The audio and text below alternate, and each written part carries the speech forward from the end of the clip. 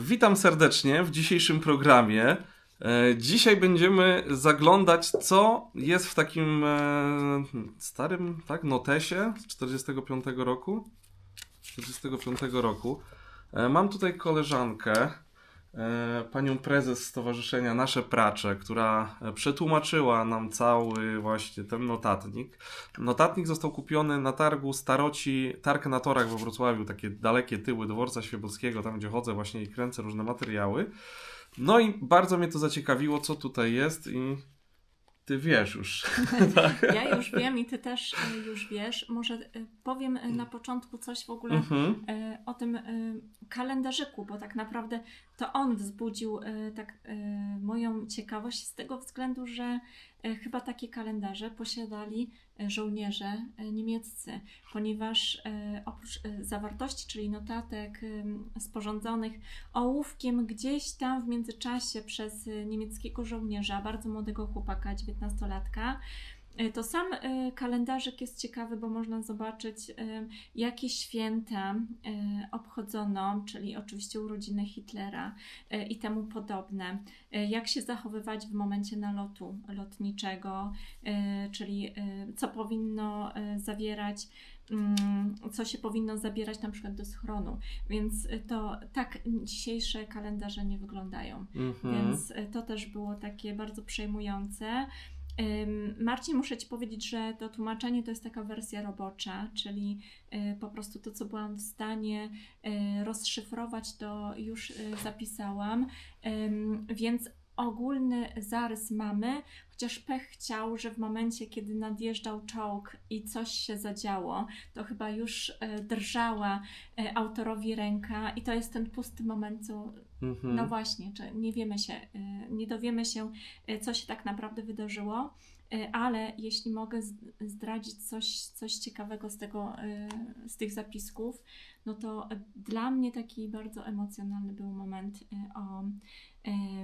z 8 maja, początków maja, kiedy Niemcy oficjalnie przegrały wojnę i Mhm. nie wiemy z imienia i nazwiska, jak nazywał się żołnierz, autor tego kalendarza, ale był tym bardzo przejęty. Tak jak i on, tak i jego koledzy nie byli w stanie się po prostu jakoś tak pogodzić z tą przegraną, nie? Że wielkie Niemcy Mhm. przegrały wojnę. I też takie dla mnie nie do rozwikłania są też momenty, w których on nazywa zbrodniarzem Goebbelsa. I jestem ciekawa, z jakiego powodu, bo tam zaznacza też, że niektórzy oficerowie popełniali samobójstwa, że Hitler popełnił samobójstwo. I Mhm. nie wiem, co on miał na myśli. Czy to, że w taki sposób zakończyli swoje działanie, kiedy właśnie na froncie żołnierze walczyli i ginęli, i oni podjęli sami taką próbę samobójczą, Mhm. zostawiając niejako sprawę, nie będąc odpowiedzialnym. Więc to jest dla mnie zagadką, co ten młody człowiek po prostu czuł i jak No. on do tego podchodził. Ciekawe w ogóle jak to się stało, że to trafiło na targ, nie? Gdzieś tam wyrzucone chyba, Że czy... nikt nie rozpoznał wartości, tak? Tak, Tej dokładnie, historycznej, dokładnie. więc no, to jest niezwykłe. Więc miałeś wielkie szczęście. Pewnie to nie był przypadek, że ten kalendarz trafił w Twoje ręce. No ja jestem częstym bywalcem tam od 20 lat i tam mam swoich stałych jakby już znajomych, którzy sprzedają i często wyciągają przedmioty ze śmietników, z kontenerów, jakichś domów opróżnianych. No i tu akurat nie kolega Krzysiu, który właśnie handluje takimi różnymi rzeczami, no on zna tą wartość zazwyczaj i on każde zapiski czy książki to zawsze przegląda i czasami znajduje, bo już mieliśmy takie odcinki, że on w jakiejś książce jakieś relikwie w ogóle poznajdywał i ze wschodu właśnie, bo to był jakiś opróżniany dom jakiegoś byłego księdza, który gdzieś tam ze wschodu, nie? I tam jakaś relikwia świętego właśnie gdzieś tam z Lwowa, także no to różne ciekawostki. Ale widzę, że tutaj sporo tych kartek chyba, nie? Ile wyszło Właśnie chciałam policzyć. tego tłumaczenia? Pewnie około 10. Więc rzeczywiście taki niepozorny No właśnie, nie? Małe jeszcze myślałem, kalendarzyk, że nawet nie był co... drobnym maczkiem Mhm. zapisane, to fakt. Ale a propos tego Twojego kolegi i właśnie targu na dworcu świebockim, to chyba powinniśmy powiedzieć, że my mamy szczęście, że mieszkamy we Wrocławiu, bo to jest to miejsce, gdzie ta historia żyje i fajnie, że są osoby, które tym się interesują, bo to jest niesamowite w tym mieście, że my nawet teraz znajdujemy się w pomieszczeniu, w budynku, w którym kiedyś Niemcy żyli. Więc my dotykamy tej historii, więc ten kalendarzyk jest po prostu jednym z wielu takich namacalnych elementów niemieckiej przeszłości tych Wrocławia. okolic. Dokładnie. No tu jeszcze wiele strychów, pewnie piwnic kryje różne, bo wiele kamienic jeszcze nie było remontowanych od czasu II wojny światowej, więc no tutaj ten Wrocław mamy faktycznie bogaty. Nie? Ja zawsze się interesowałem właśnie historią, poszukiwaniami różnych i starociami, także ty chyba też zresztą robisz, nie? Z racji może zawodu, tak, bo jestem germanistką, więc Niemcami i ich kulturą, architekturą, ale i mentalnością też troszeczkę żyję i mieszkałam przez rok w Niemczech, więc jest to temat dla mnie bliski. No i w sumie nie wyobrażałam sobie, że mogłabym mieszkać gdziekolwiek indziej niż na Dolnym Śląsku, chociaż nie pochodzę z tych rejonów, ale jednak to jest dla mnie takie miasto niemieckie. No już dla mnie bardziej polskie, ale jak pamiętam, wspomniałem mojego dziadka, no to on pierwszy jak wagonami tam ze wschodu zostali przywiezieni, to właśnie do Wrocławia, tylko że tu była masa gruzów, wszystkiego i pojechali dalej do Złotego Stoku i tam się osiedlili, jedni dziadkowie i drudzy w zasadzie. No więc to taka historia tu Wrocławia od czasów właśnie zakończenia wojny. Mam jeszcze pytanie, jakieś właśnie takie emocje tego żołnierza, tu widać jak on pisze, bo on chyba od czasów niewoli, tak? Zaczął to pisać, czy... Tak na właśnie granicy. Powiem Ci, że na początku nie było zbyt wiele emocji. To było takie właśnie przerzucanie tych młodych ludzi. On był na szkoleniu. Najpierw przez kilka tygodni był na szkoleniu. Odwiedzali go rodzice, więc było sielankowo, bo dostawał coś od rodziców, więc to wyglądało bardzo, bardzo niepozornie. I później właśnie przyszedł ten moment, kiedy on został rzucony już na front. Więc nie ma dokładnych opisów, tak, co robili. To były takie zdawkowe bardziej opisy, gdzie się znajdował, kiedy i co jadł, ale z drugiej strony wyobrażam sobie, że no, tak wyglądała ta codzienność, tak, że tam nie było zbyt wielkich rozrywek, a posiadanie bądź nie dostanie jedzenia było kwestią kluczową, bo on tam pisał o tym, że po prostu głodował, tak? I musieli gdzieś tam kraść z pól. W momencie, kiedy już był więziony, to wymykali się i kradli z pól na przykład winogrona albo jakieś zboże. Więc tak, ten czas... Bo on już był w niewoli, tak? Tak, tak. Okay. Wiemy, gdzie on jakby przebywał? W jakich rejonach mniej więcej? Tak, czyli najpierw była to zachodnia część Niemiec, później moment w Niderlandach, chwila we Francji i później znowu powrót. Tutaj bym musiała sprawdzić, co to jest za miejscowość. Ale jeśli chodzi o moje emocje, no to emocjonujące było to, że w momencie, kiedy Amerykanie wyzwalali obozy, albo wcześniej zawiadowali tymi obozami, grali z tymi Niemcami w karty, że były na przykład te układy, że ten chłopak jakoś tam zaskarbił sobie ich przyjaźń, więc też to no, takie moralnie to było trudne, tak? Z jednej strony już czy na danym terenie nie były prowadzone działania, no to dlaczego mają ich szykanować? Ale z drugiej strony jak czytam, że po prostu ktoś z przeciwnej jakby no z innej nacji, wyzwoliciel, po prostu traktują ich jako kolegów, tak? Żołnierzy niemieckich, no to też jest to takie bardzo dwuznaczne. No tak, no pewnie inaczej to wyglądało tutaj na wyzwalanych terenach z drugiej strony, nie? Więc udanej lektury w takim razie życzę. No, to dzięki. Ja nie wiem właśnie jeszcze czy to przeczytam. Muszę się zaraz zastanowić, jak tutaj to też przekazać widzom, no bo dużo osób się pytało i jest zainteresowanych i myślę, że no też tutaj weszli po to, żeby raz zobaczyć, słuchajcie, bo zobaczcie, jakie tutaj w ogóle ładne pismo. Robocza wersja, analogowa. Tak, 2, 3, 4, 5, 6. Myślę, że co ciekawsze fragmenty, bo wiadomo, że 9 stron A4 zapisanych. Zobaczcie, drobnym maczkiem. Zaraz to będziemy chyba sobie czytać. Super, dziękuję Ci ślicznie. Proszę bardzo. Cieszę się, że mnie zaprosiłeś do tego projektu, mini projektu. No, fajnie, to jest coś niesamowitego. Fajnie, My tutaj w ogóle działamy, bo ja właśnie mieszkam na Praczach Odrzańskich, czyli tutaj tam przed wojną to było chyba Herprocz, czy coś takiego. Tak, brawo za wymowę. We Wrocławiu. Bo te tereny, nie wiem, tam chyba w 20 którymś roku były 28 włączone do, nawet 1 kwietnia, tak, było dołączone do Wrocławia no i tutaj się znajdujemy też właśnie w takim przedwojennej, to była chyba Obora kiedyś i ja to kilka lat temu jakby uratowałem, bo to miało być w ogóle do wyburzenia. Ale działamy w stowarzyszeniu Nasze Pracze. Właśnie organizujemy tutaj, w sumie tu koleżanka najwięcej organizuje, tutaj czasami coś. I jeszcze moje klony 2 albo 4, bo takich rzeczy się nie robi w pojedynkę.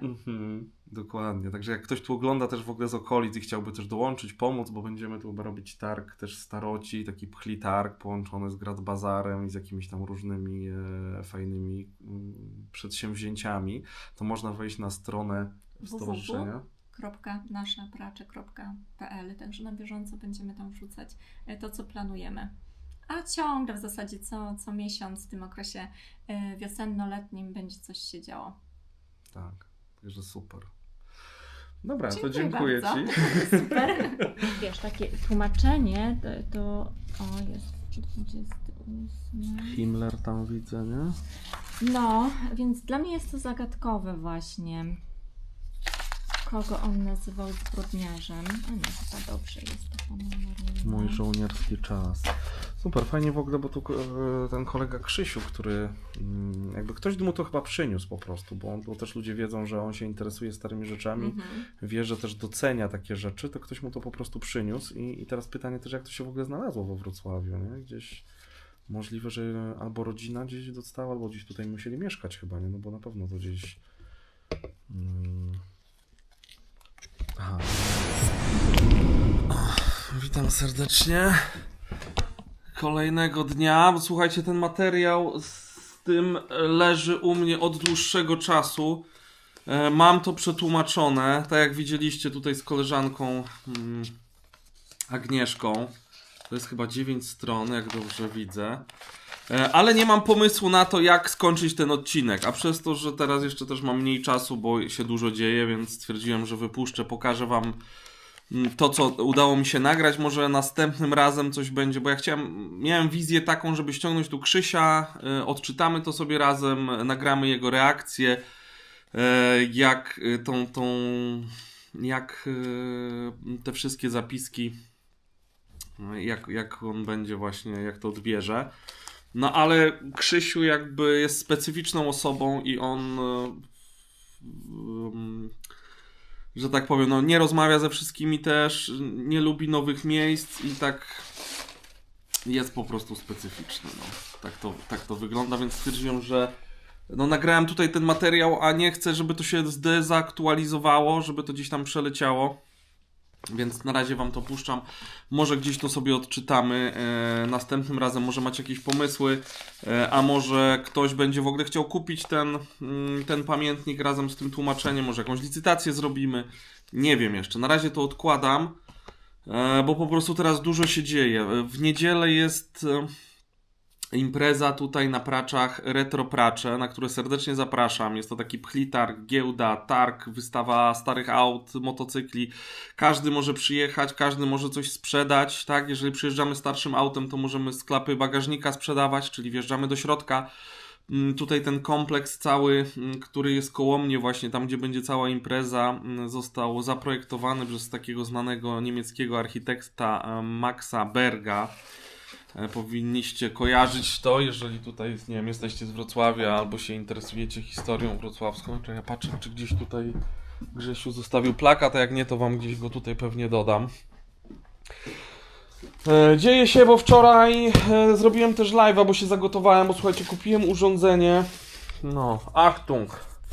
Kupiłem urządzenie od firmy z Warszawy za ponad 7 tysięcy, chyba 7700 czy coś takiego, prawie 8 tysięcy, z myślą o tym, żeby robić live'y i streamy lepszej jakości. I tak w opisie było, ale słuchajcie, jak przyszła do mnie paczka, to się okazało, że oprócz tego, to urządzenie, które miało w opisie, że ma modemy, że działa i w ogóle, okazuje się, że trzeba dokupić jeszcze 4 modemy.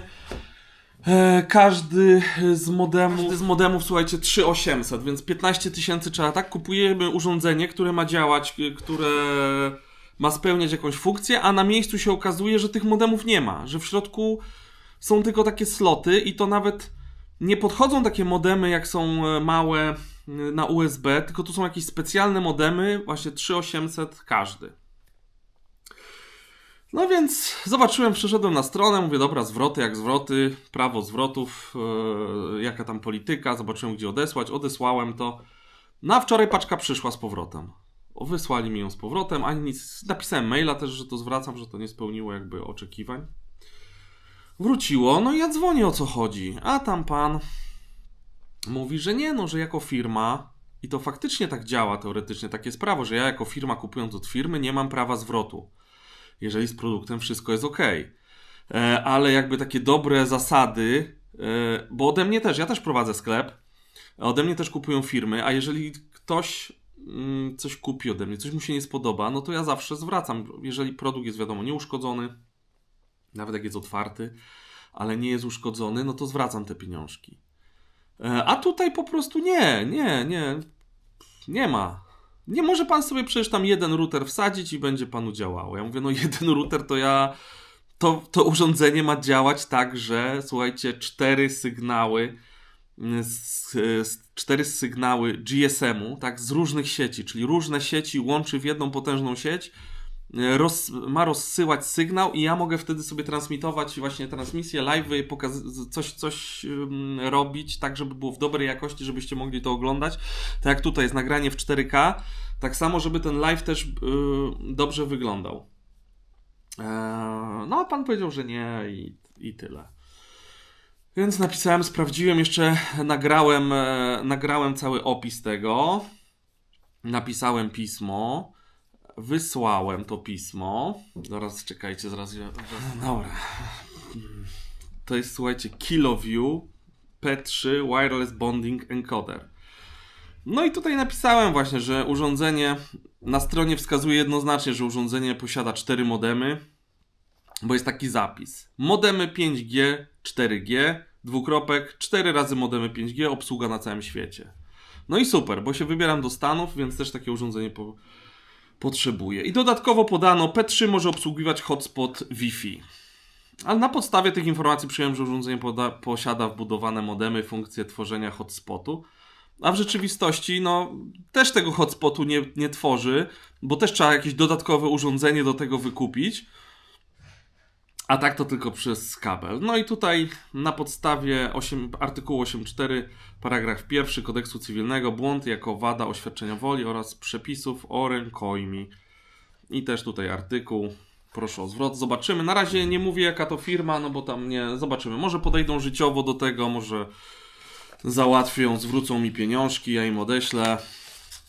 A jak nie, no to niestety trzeba będzie gdzieś tam coś tam działać. Słuchajcie, i jeszcze jedna informacja, bo w czerwcu lecimy do Stanów znowu ekipą i wynajmujemy kampera. I tutaj ktoś z widzów, dokładnie Jarek, Natalia z Anią, Karolem i Dawidem, czyli też rodzinka 2+3. Hej, przesyłamy wam kartę do parków w USA. Życzymy dalszych miłych i spokojnych podróży i odkrywania świata. Bawcie się. Dzięki, naprawdę bardzo miła sprawa. Karta do parków. Ameryka jest piękna. Super. Dziękuję ślicznie. I co tam jeszcze wam chciałem powiedzieć? Aha, i wczoraj tu od jakiejś firmy dostałem. Firma z Wilkrzyna, chyba MTM, podesłała mi, zrobiła taką torbę na próbę. I oni robią jakiś taki druk, że właśnie można pojedyncze rzeczy. i wydrukowali tutaj oprócz Easy Ridera.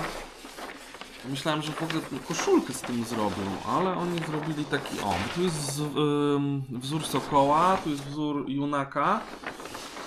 No i to trzeba wprasować. Ja niestety miałem kiedyś taką termoprasę, ale jest w ramach wyprzedaży tutaj moich gadżetów ją sprzedałem, więc teoretycznie może żelazkiem, nie wiem, spróbuję to zrobić, a jak nie, to dostarczę może im koszulkę i niech oni mi to wprasują profesjonalnie, są niedaleko, więc zobaczymy. No ale to by mogłaby być taka opcja, że wtedy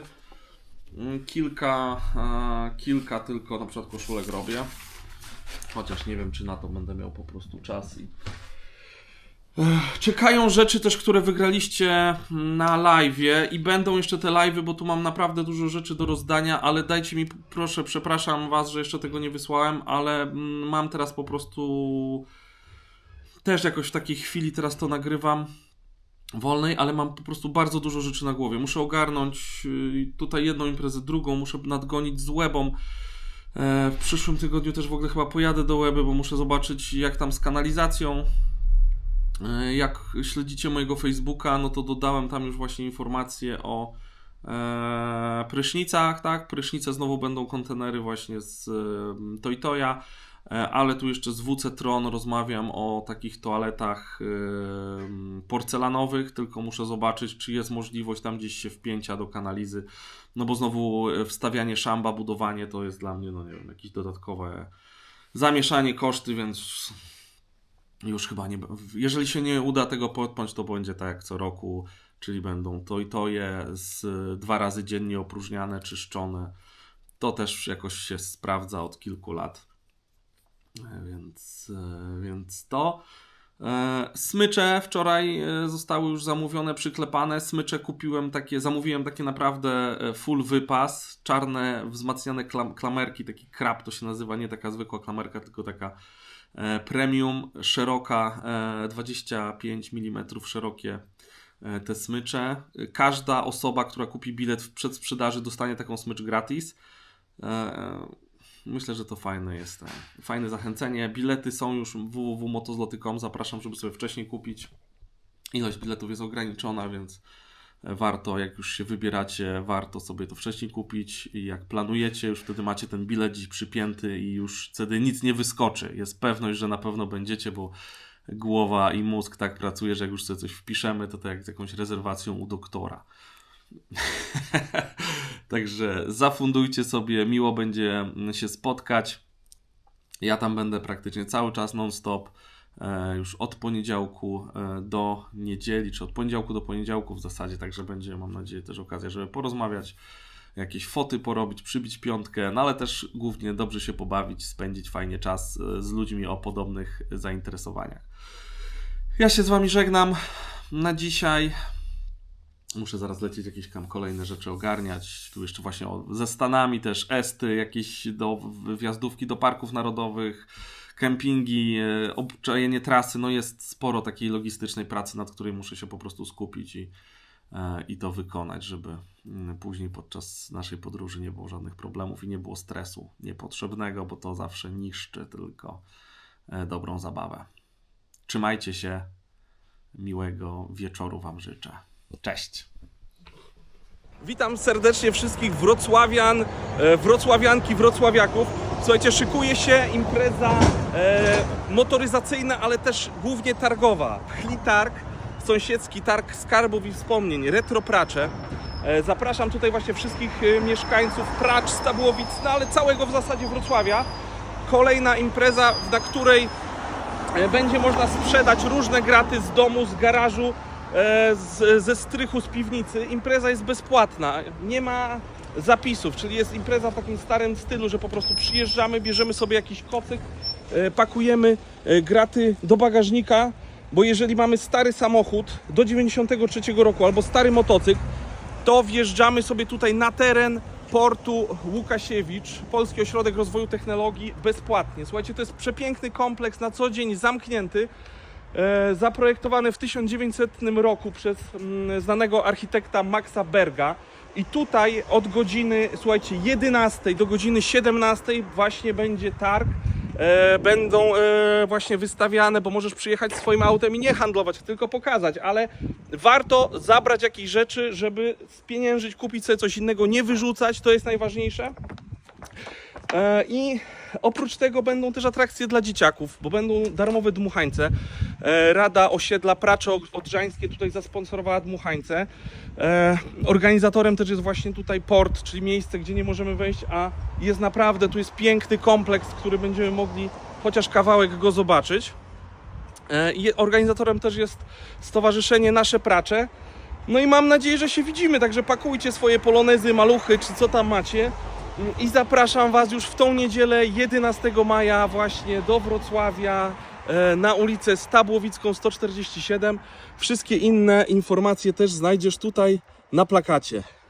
Mam nadzieję, że się widzimy. Trzymajcie się, cześć! Cześć, z tej strony Marcin. Słuchaj, od 15 lat organizuję największy zlot motocyklowy nad Bałtykiem, czyli Bike Week Łeba. W tym roku spotykamy się 14-17 sierpnia przy ulicy Turystycznej. Na 5 hektarach będzie pole namiotowe, będzie scena, gdzie będą koncerty, będą różne konkursy, będą prelekcje z youtuberami, z podróżnikami, także będzie ciekawie. Będą prezentacje też starych, zabytkowych motocykli, 3 parady, w tym jedna nocna. No, będzie się działo w tym roku, słońce ma być jak zwykle rewelacyjne. Bilety są już do kupienia na mojej stronie www.motozloty.com. No i serdecznie Cię zapraszam, mam nadzieję, że tam się spotkamy. Trzymajcie się. Nie ma nic lepszego. Słońce, plaże, wolność i uśmiechy każdego. Motocykliści wolni jak ptak. Czaszka Easy Rider to jest nasz z nas. Konkursy, koncerty, radość bez końca. Przyjaciele wokół, miasto rana słońca. Muzyka nas jednoczy, każdy śpiewa razem. W Łebie jesteśmy jednym podmiedem, gwiazd bazem. Na koniec, słuchajcie, pozwolę sobie na reklamę mojego przecudnego, przeuroczego sklepiku motozloty.com. Jeżeli szukasz pomysłu na prezent, na podarek dla siebie, dla bliskiego, dla faceta, dla męża, dla chłopaka, dla dziadka, wujka, babci, stryjka, to idealnie trafiłeś. Wejdź na stronę motozloty.com i tam znajdziesz miliony pomysłów na prezenty, naszywki, wpinki, szyldy, blachy, no mamy tam tego całą masę. W opisie masz kod rabatowy, od 100 zł wysyłka bezpłatna. Miło mi będzie, jak trafisz do mnie, hej!